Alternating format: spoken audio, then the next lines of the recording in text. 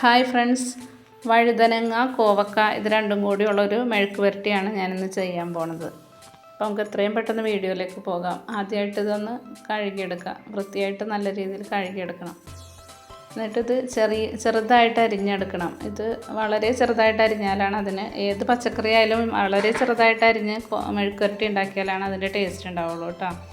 അപ്പോൾ ഇതിലേക്ക് വെളിച്ചെണ്ണ ഒഴിച്ചിട്ട് സവാള വഴറ്റിയിട്ട്,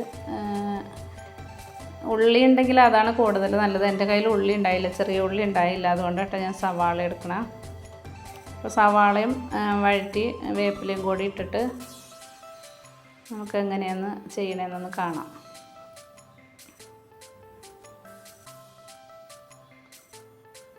അല്ലാതെ ഇത് മറ്റേ കടുകും പച്ചമുളകൊക്കെ ഇട്ടിട്ട് ചെയ്യാറുണ്ട്, പക്ഷേ അതിനേക്കാളും ടേസ്റ്റ് ഇതിനാണ് എനിക്ക് തോന്നിയത്. അതുകൊണ്ടാണ് ഞാൻ ഇങ്ങനെ ചെയ്യണത്. നമുക്ക് എളുപ്പത്തിന് വേണമെങ്കിൽ അത് ചെയ്യാം. സമയമില്ലാത്ത ടൈമിലൊക്കെ ആണെങ്കിൽ അങ്ങനെ ചെയ്യാം. സമയം ഉണ്ടെങ്കിൽ തീർച്ചയായിട്ടും ഈ രീതിയിൽ തന്നെ ചെയ്യണതാണ് നല്ലത്.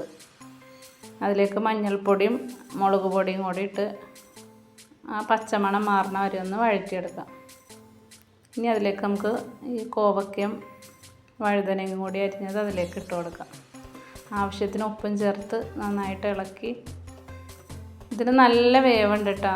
പെട്ടെന്നൊന്ന് ആക്കിയെടുത്തിട്ട് നമുക്ക് അങ്ങോട്ട് പണി തീർക്കാമെന്ന് വെച്ചാൽ നടക്കില്ല. അങ്ങനെ ചെയ്യണമെങ്കിൽ ചെയ്യാം, പക്ഷേ നമ്മൾ ഉദ്ദേശിച്ച ടേസ്റ്റ് കിട്ടണമെങ്കിൽ നല്ല സമയം ഇരുന്ന്, കുറച്ചധികം സമയം ഇരുന്നത് കുക്കാവണം.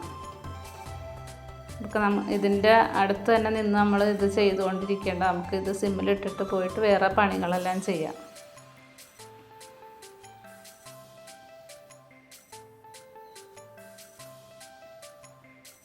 ഞാൻ ഇതിൻ്റെ അടുത്ത് തന്നെ നിൽക്കണില്ല കേട്ടോ. ഞാൻ സിമ്മിലിട്ടിട്ട് പോയിട്ട് ഞാൻ തുണി വിരിച്ചിടുകയും അങ്ങനെയുള്ള ചെറിയ ചെറിയ പണികൾ ഞാൻ ചെയ്യുന്നുണ്ട്.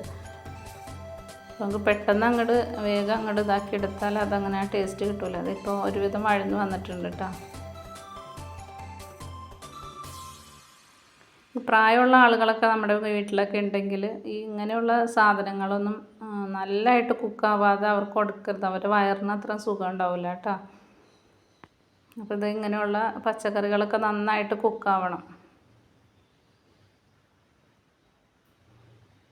ഇപ്പം നന്നായിട്ട് വെന്തിട്ടുണ്ട് കേട്ടോ.